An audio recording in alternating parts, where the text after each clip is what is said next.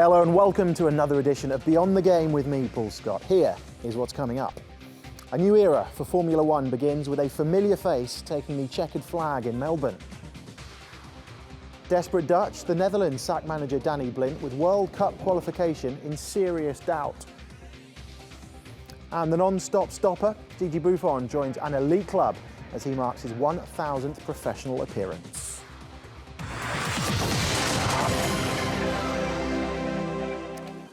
Now, Formula One has returned. Faster cars, wider tyres, quicker cornering and bigger G-force. We waited 119 days to see the new cars. And if events at Albert Park in Melbourne are anything to go by, we're in for a thrilling season.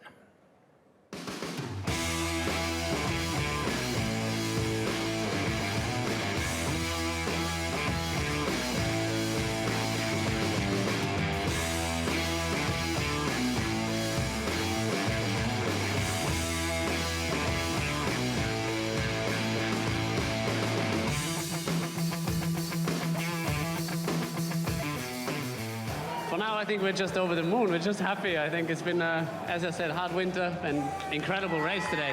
Start, I wasn't entirely happy. I think I was a bit, too nervous. I was surprised. I thought you were going to do it. Yeah.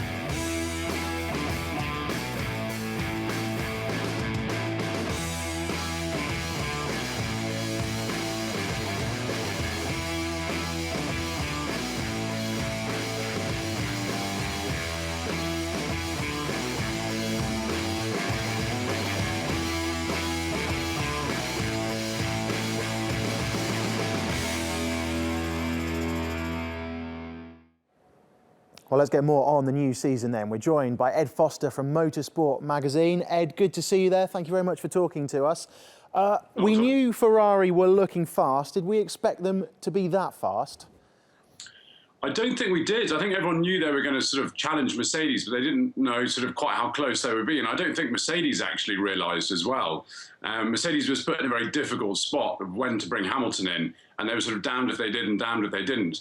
But actually, whatever they did, Ferrari really was going to win that race because ultimately it was a faster car on Sunday, and that's when it matters. So what have they done differently then this season, Ferrari, that they can compete with Mercedes? Is it the new rules and regulations or something they've done? Well, it's a bit of both. Ferrari's obviously had a very good winter working in all aspects of the car. The aerodynamics are obviously very good, which you mentioned. There's more downforce, and they've done those rules sort of very well, Ferrari. They've also found some more power from their power unit, which is so important. Mercedes has as well, and that's made a step. But ultimately, what Ferrari has done has come up with a really good race car. Mercedes qualified on the front row, and they're extremely quick over one lap, sort of 0.3 of a second faster than Ferrari. But ultimately, the Ferrari's kinder on its tyres, and it can keep the pace up in the races. So I think it's going to be a really, really exciting season. So how do you see the season panning out then from here? Is it going to be a straight battle between Mercedes and Ferrari?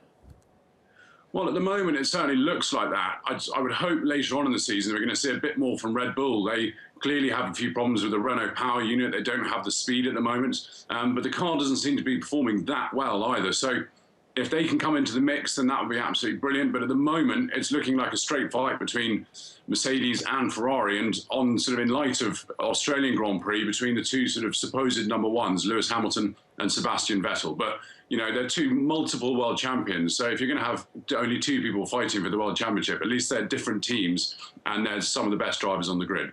And of course, the reigning world champion Nico Rosberg isn't there. How do you assess Valtteri Bottas and his first race for Mercedes? Well, it's quite difficult because he was on a very different strategy to Hamilton, and he actually, well, it wasn't a very different strategy, but he treated his race quite differently. And in the latter stages, he was a lot faster than Hamilton.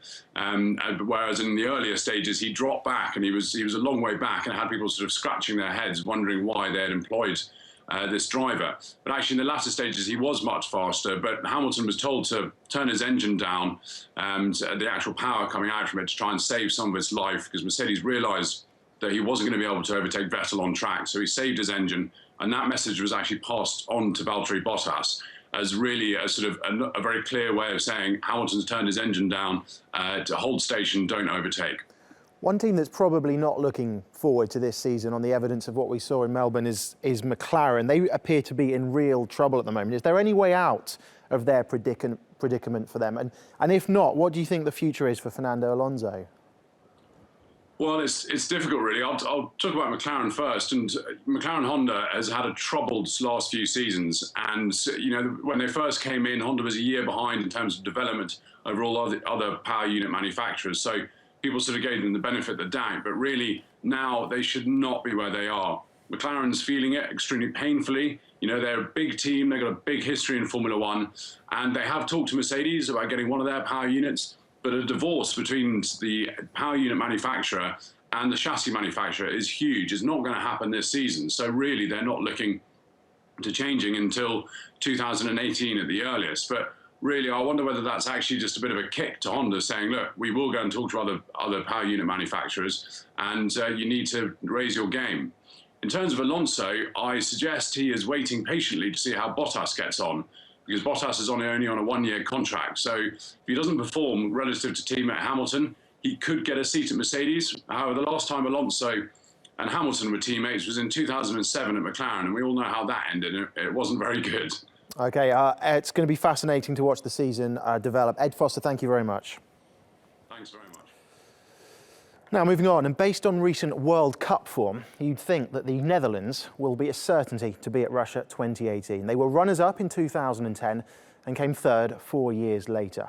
But midway through qualification for next year's tournament, and the Dutch are struggling in Group A. Now, their manager has paid the price. Darry Priest reports. It should have been a proud moment for the Blind family. Manchester United defender Daley Blind was playing his 43rd match for the Netherlands, eclipsing his father and coach Danny Blind by 1 cap. But everything turned sour in Sofia as the Dutch came up short against Bulgaria. I have to be honest to myself and my team. It's clear that it will become very difficult for us to qualify, and there is a crucial moment that I need to decide whether I am capable to bring this team to the final qualifications of the World Cup. In the end, that decision was taken out of his hands. On Sunday, the Dutch Football Association sacked Blind after 20 months in charge. Not qualifying for the World Cup in 2018 has now become a very real risk for the three-time runners-up. Saturday's loss leaves them 4th in Group A, trailing second-place Sweden by 3 points and 6 behind table toppers France. With only half of their fixtures played so far, there's still plenty of opportunity to pick up points. But it's starting to look as though their final match at home against Sweden could turn into a winner-takes-all knockout. If they fail to qualify for the World Cup, it would extend their desperately poor run of form that saw them fail to reach last year's European Championships. Recent results are a far cry from the success they had under Louis van Gaal, who took over the side for the second time in 2012. In his 17 competitive games in charge, Netherlands made it to the semi-finals of the 2014 World Cup, beating hosts Brazil in the third-place playoff. During that reign, they won 15 of those 17 matches, scoring 55 goals and conceding just 16. But since Van Gaal left for Manchester United, the Dutch have constantly come up short. Under Guus Hiddink and Danny Blind, the side have won just 6 of their 15 competitive outings, conceding nearly as many goals as they've scored. Speculation will now mount as to who will take permanent charge of the side. But with the team precariously close to a humiliating World Cup campaign, whoever takes it will need a fair bit of Dutch courage. Well, joining us now to try and make sense of the Dutch demise is football writer Elko Born. Elko, thank you very much for talking to us. I'm going to start by asking you, just quite simply, where has it all gone wrong for the Netherlands in recent years? Well, where to start, really? It all went wrong, really, when Louis van Gaal left after the World Cup in 2014, when the Dutch did quite well, actually. They reached the semi-final of the World Cup. Things seemed to be going quite well. Hiddink took over after Van Gaal left after the summer, and that's where everything just crumbled. They started losing games. Hiddink quickly left. Danny Blind took over, and Danny Blind never managed to get anything out of the team, really. The Holland lost a couple of more games. Complete panic seemed to take over. And for the past 2.5 years, it's just been struggling. The whole team has. Danny Blind has not been able to put anything on track. And here we are now. Can all the blame be laid at the door of Danny Blind here, or is there something more fundamental, a deeper-rooted problem with Dutch football at the moment? There does seem to be a more fundamental problem going on. If we look at what Van Gaal did at the World Cup in 2014, the way the team played and was set up was very different from what the Dutch are used to. The Dutch are very proud of supposedly being a very attacking team, playing beautiful total football. This didn't happen really at the World Cup in 2014. The team was very defensive. Van Gaal came out and admitted that, look, we can't play beautiful football here. We haven't got the right players. We need to set up in a defensive way. We need to do what we can to protect ourselves as much as possible. And this worked out very well. Then after Van Gaal left, when Guus Hiddink took over, this didn't seem to work anymore. Obviously, Van Gaal managed to get something out of the team that Hiddink or Blind couldn't get out of the team. And if we go even further back to 2010, even then the team was set up very defensively, and it looked like what Van Marwijk was doing in 2010 was also very different from what the Dutch are used to. So what we now see is a sort of identity crisis in Dutch football. And the Eredivisie as well is going to lose its automatic Champions League qualifying spot. Is the problem here that the players just aren't coming through? I mean, is the problem going to get worse before it gets better? This could be part of it as well, yes. If we look at Dutch club teams, for example, at Ajax, they've been having difficulties to even perform in the Europa League. If we look at PSV in recent years, with a few exceptions here and there, for example, last year in the case of PSV, Dutch teams have had a lot of trouble to do anything in Europe, really. And Dutch players, talented players, are leaving the Eredivisie at an earlier and earlier age. If we look at Holland's midfield, for example, with the likes of Wijnaldum, who obviously now plays in England. Klaassen still plays at Ajax, but will likely leave next summer.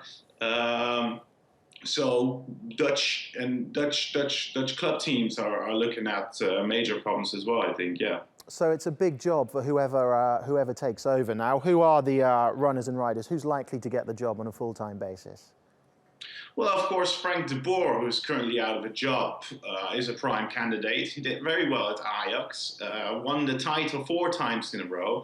But as we just discussed, managing a Dutch club team is different from what it used to be in the past. Winning the Dutch title might be a lot easier than actually performing at an international level. After Ajax, Frank de Boer managed Inter for a while. That didn't go very well at all. Another candidate might be Ronald Koeman. But Koeman has often said that the Dutch team is his dream job, but he expected to get the job after Van Gaal left in 2014. He didn't get the job at the time. People suspect that he might still feel bad about being snubbed at the time.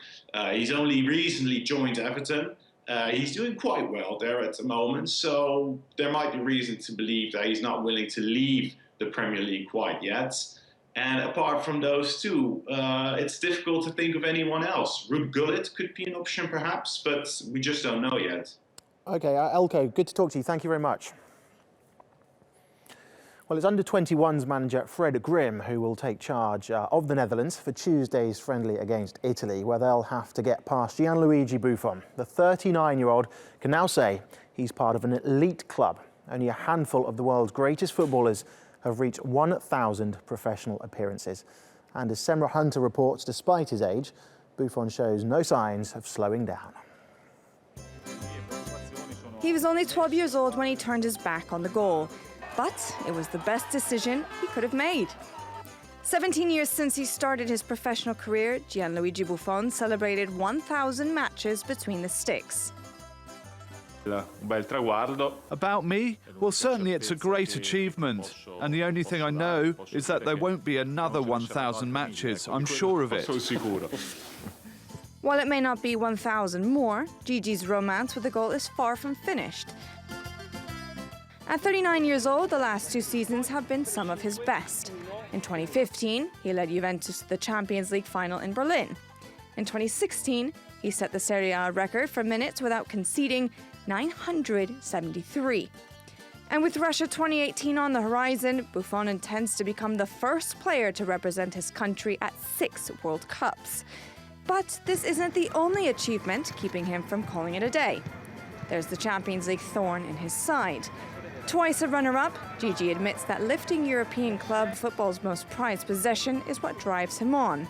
The Italian has even jokingly suggested that he'll play on until he's 65, if that's what it will take.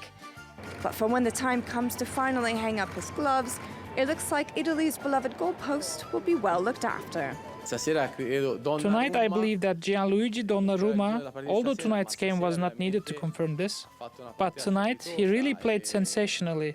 He is the worthy successor of Buffon, even though Buffon is still in great form. And because of that form, AC Milan's 18-year-old starlet will have to wait in the wings a little longer. Buffon may not part ways with his goalposts anytime soon, but for when he does, it looks like he's got the right person to carry on the Gianluigi legend. Well, earlier we caught up with Italian football journalist David Schiavone, who gave us some insight as to how Buffon's managed to stay at the top of his game and what lies ahead.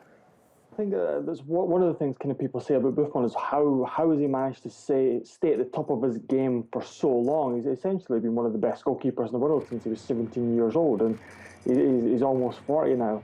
And I think that's due to a number of things. Obviously, you never hear of Buffon being out in clubs or getting into kind of trouble. Other players you see quite often, he's kind of quite quiet, quite humble. And he's another player who's very kind of determined and works hard and kind of focuses on his job and what he needs to do to keep himself in the best possible shape. I think worldwide, I mean, you just need to look at kind of the awards that he's won. It's ridiculous how many things he's won over the course of his career. And in 2015, he was voted France football's best ever goalkeeper. And in the same year, UEFA did a poll on their Champions League website, and the fans voted him as the greatest goalkeeper that's ever been. So I think in terms of as a sportsman, as a talent, as a footballer, and just as a person, he's kind of one of those that you don't really get many dissidents that maybe don't like. I think across the board, whether it be journalists, pundits, pros, ex-pros, fans, everybody kind of agrees that this player is one of the best, if not the best, that's kind of ever played the game. There's nobody that really comes across with that aura in the penalty area. It commands it so well. It's very odd that you'll see Buffon make a mistake, and when you do see him make a mistake, a lot of the players kind of think, wow, how has he managed to do that, because it's something that never happens. The debate of whether or not he's Italy's best goalkeeper is more or less kind of finalised. The only really real contender is Dino Zoff, but most people would say he's the best ever to come out of Italy.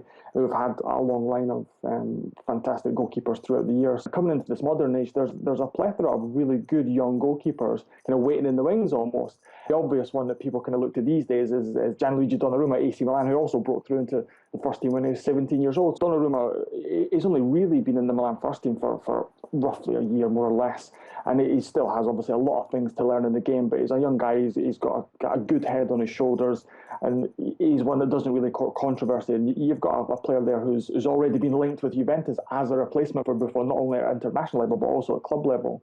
And he's been in the Italy squad for a few months now, and I think that's one of the things that Gianpiero Ventura wants to do. He wants a young goalkeeper like him who's supremely talented, and he's got a massive frame, and his shot-stopping ability is one of the best in kind of world football. So they're already thinking about it, thinking, you've got a guy here who's supremely talented. We'll put him next to this guy, this legendary goalkeeper, see what it can take from him to kind of add and improve his game. And then when the time comes, be it in a year or 2 years or longer, you've almost got a guy who can slot in seamlessly.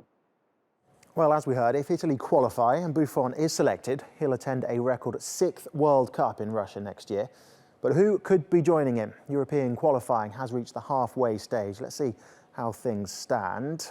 France remain top of Group A after a comfortable win in Luxembourg. Switzerland have 5 wins from 5 at the top of Group B. The world champions also have a perfect record after beating Azerbaijan. Serbia and the Republic of Ireland are level on points at the top of Group D. Serbia beat Georgia 3-1 in Tbilisi, while the Republic played out a goalless draw with Wales. Poland are unbeaten in Group E and have a 6-point lead over Montenegro, who they beat 2-1. England are in control of Group F after a 2-0 win over Lithuania at Wembley. Spain and Italy are joint leaders of Group G. Both sides have 13 points after straightforward wins. Belgium, atop of Group H, after coming from behind to draw with 9-man Greece in Brussels, and Croatia round off the group leaders after their win over Ukraine. European qualifying begins again in June. Elsewhere, we're a step closer to knowing who's the best US college basketball team. This year's Final Four have been decided, so let's take a look then at who's going to be competing in Phoenix. Well, in the East, South Carolina beat Florida 77-70 to win the regional title.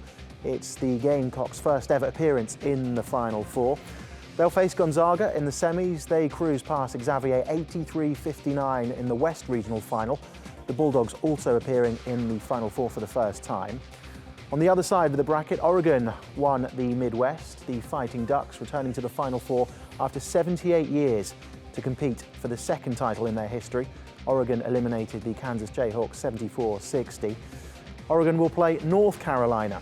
The Tar Heels are the most experienced team to reach this season's Final Four with 20 appearances. In the South Regional Final, they beat Kentucky 75-73, an amazing finish there. Well, joining us now to discuss the NCAA Basketball March Madness is NBC reporter Mark Barger. Mark, thank you very much for joining us. Good to speak to you. Are you surprised then by the Final Four lineup? I think just about everyone's surprised by the makeup of this Final Four. A lot of people did expect North Carolina to make it to the Final Four, but the other three teams are a bit of a surprise. Gonzaga is the #1 seed in their regional, so they were probably the second most expected team to make the Final Four, but South Carolina kind of came out of nowhere. They are the Cinderella team in this Final Four, and Oregon was the #3 seed in their regional. That school is not traditionally a basketball power. They're known more for American football, but their basketball team, as they've shown, they're on quite a run to make it to the Final Four. What was your match of the weekend, Mark? The North Carolina buzzer beater against Kentucky. That must take some beating. Absolutely. Kentucky and North Carolina are two what they call blue bloods, basketball royalty here in the United States. Between them, Kentucky has the most all-time wins in college basketball. North Carolina has the third most wins all-time in college basketball. So whenever those two programs meet up, under any circumstance, it's a big game. The fact that they were playing for the chance to go to the Final Four just put even more power and luster behind that game. And the fact that North Carolina won on a last-second shot to get to the Final Four just made it all the more exciting for Tar Heel fans. And let's talk about the prospect of an All-Carolina final, the North against the South. I mean, how exciting is that prospect? I believe you're sandwiched pretty much in the middle, aren't you, really? Right. I'm coming to you from Charlotte, North Carolina. We are located in the state of North Carolina, obviously, but we're also only about 10 minutes from the state line of South Carolina. So the campus of North Carolina is about 2 hours from here. The campus of South Carolina is about 90 minutes from here. So there are thousands and thousands of graduates of both of those schools that live here in Charlotte. So it gives the city kind of a divided loyalty, you might say. And if they do happen to meet for the national championship, it'll be quite an occasion here in Charlotte for sure.